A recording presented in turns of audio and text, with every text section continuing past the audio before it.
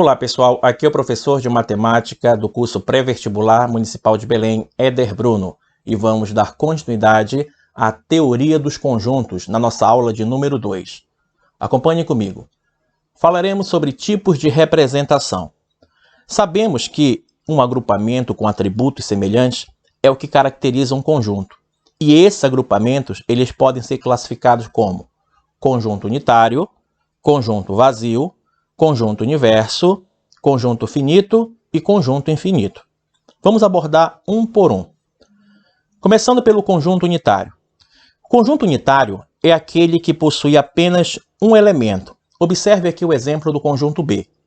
X, tal que X é dia da semana, que começa com a letra D.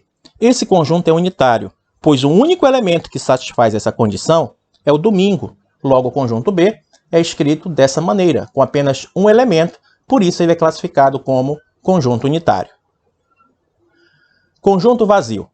O conjunto vazio é aquele que carece de elementos, ou seja, não possui elementos, e é representado pelo símbolo vazio, que nada mais é do que um círculo riscado, ou você tem duas chaves com nada dentro.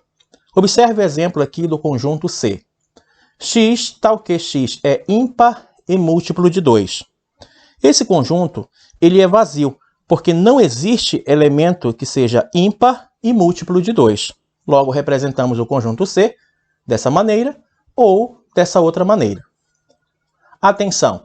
Quando você for representar o conjunto vazio, nunca coloca o conjunto vazio entre chaves, pois nesse caso o conjunto não será mais vazio, e sim será um conjunto unitário.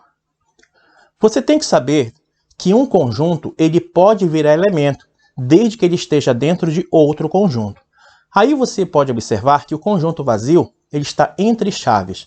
Logo, neste caso, o conjunto vazio ele deixa de ser um conjunto e passa a ser um elemento para o conjunto que ele está dentro. Por isso, esse conjunto é unitário e não vazio. Conjunto universo. Conjunto universo é aquele que possui todos os elementos necessários para a realização de um estudo. Para você entender melhor esse conceito, acompanhe esse exemplo. Ao pesquisar uma doença entre os pacientes de um hospital, esses pacientes são, na verdade, os elementos do conjunto universo dessa pesquisa. Para isso, vamos pegar dois subconjuntos desse conjunto universo.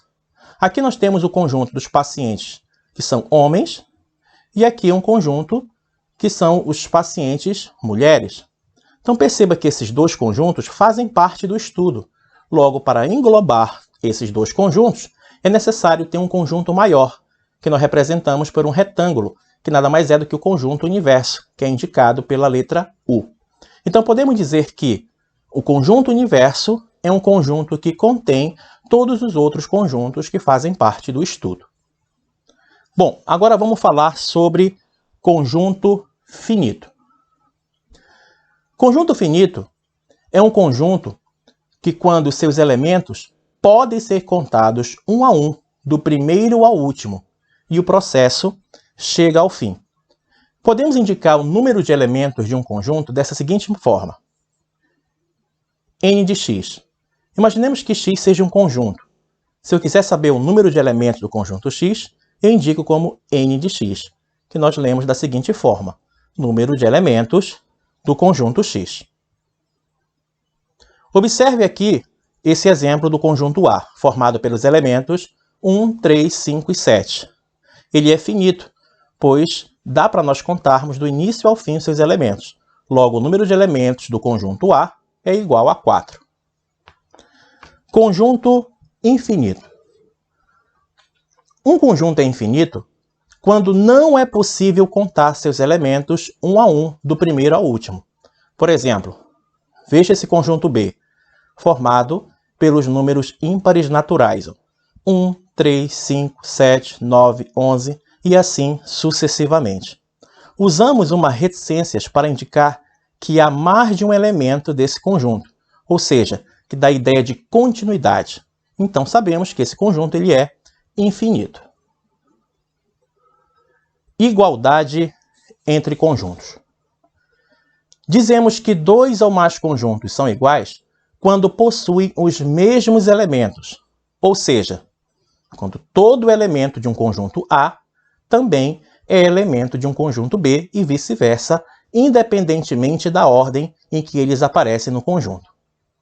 Assim, por exemplo, vamos ter a seguinte situação. Veja o conjunto A. X, tal que X é uma letra da palavra Roma. Então, o conjunto A é formado pelas letras R, O, M e A. Já nesse exemplo 2, observe esse conjunto B. X, tal que X é uma letra da palavra amor. Então, que é formado pelas letras A, M, O, R. Você pode perceber que os mesmos elementos do conjunto A são os mesmos do B. Apenas a ordem é que está diferente. E você tem que saber que a ordem não importa. Logo, podemos afirmar que o conjunto A é igual ao conjunto B. Veja esse exemplo aqui. Seja x e y números tais que os conjuntos formados pelos elementos 0, 7 e 1 e o conjunto formado pelos elementos x, y e 1 são iguais, então podemos afirmar que... Então, qual das alternativas aí que representa a sentença que esteja correta, né? Então, já que ele afirma que esses dois conjuntos são iguais, podemos resolver da seguinte forma. Pegamos os dois conjuntos e colocamos um do lado do outro, igualando a eles. Logo eu posso afirmar, por exemplo, que 0 pode ser igual a x. Logo representamos assim. E 7 é igual a y. Logo 1 é igual também a 1. Então, o 0 ele pode ser o x, o y pode ser o 7 ou vice-versa. O y pode ser 0 e o x pode ser 7, já que a ordem não importa. Então, nesse caso, a única alternativa que satisfaz essa questão é a alternativa B, porque a soma de x mais y tem que dar 7.